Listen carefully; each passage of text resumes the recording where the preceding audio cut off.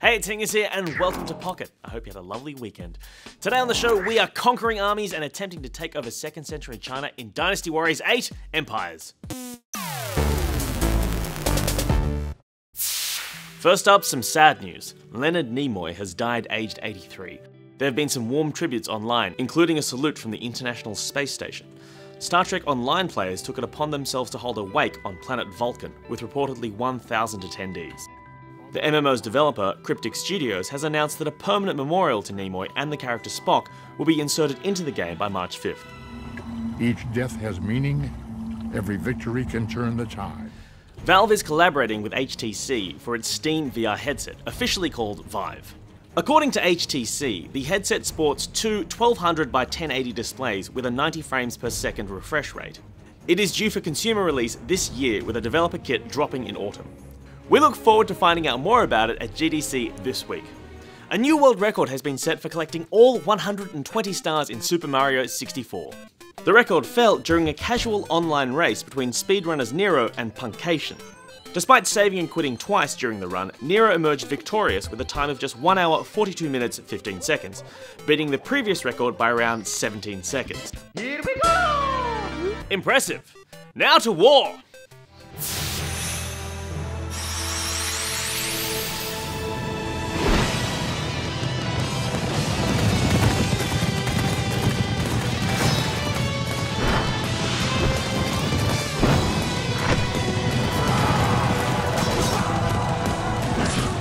Dynasty Warriors 8 Empires is the inevitable strategy spin-off to Dynasty Warriors 8 from 2013.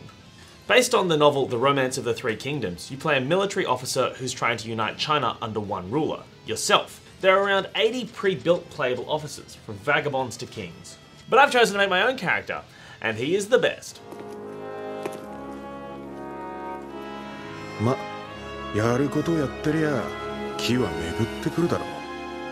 So my goal for today is to see how far little old Hing can make it in the big bad world.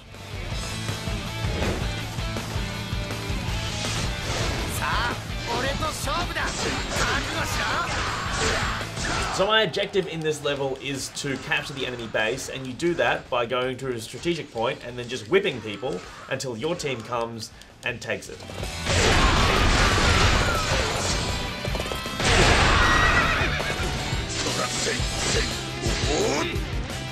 I just whipped a man holding a tree trunk. You see what makes this game amazing?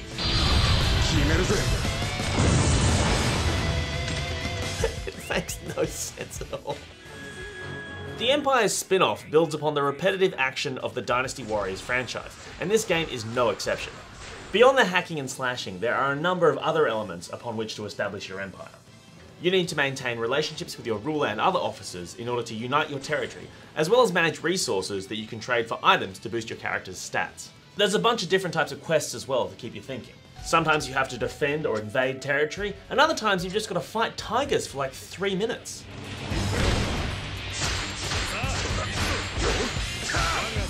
There's a board game like turn-based element where you can choose to rest, or invade, or defend, or do a quest. This gives you time to sit and think and plan your next move, which is important because you need to keep everybody happy. So in this level, I've got to kill some wolves because the wolves are being pesky, I assume.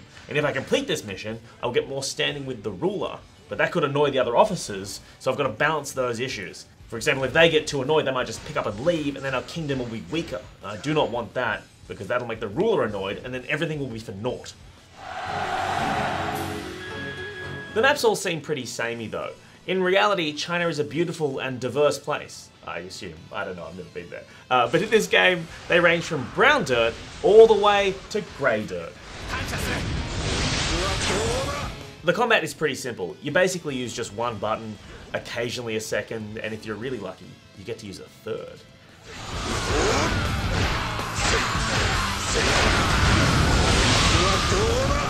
The AI in this game is ridiculous. I am just hitting everyone, they're not even fighting back, and occasionally you'll find, I guess, the equivalent of a boss who might attack you sometimes. I can can totally understand that this is a pretty average game. It seems like it's received no finesse from the developers whatsoever, but annoyingly, I'm really into it. For me, it's an alright blend of mindless action and interesting strategy. I enjoyed having to juggle all the different elements to keep everyone happy, but would have really appreciated a bit more complexity in the combat.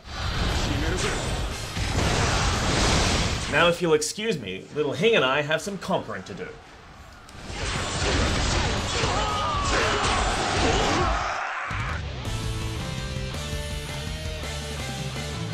Well, that is all the time we have for today's show. If you're playing Dynasty Warriors 8 Empires, be sure to send us your character creations. Let's make our own army of custom characters. They're hideous or hilarious. Anyway, until tomorrow, see ya!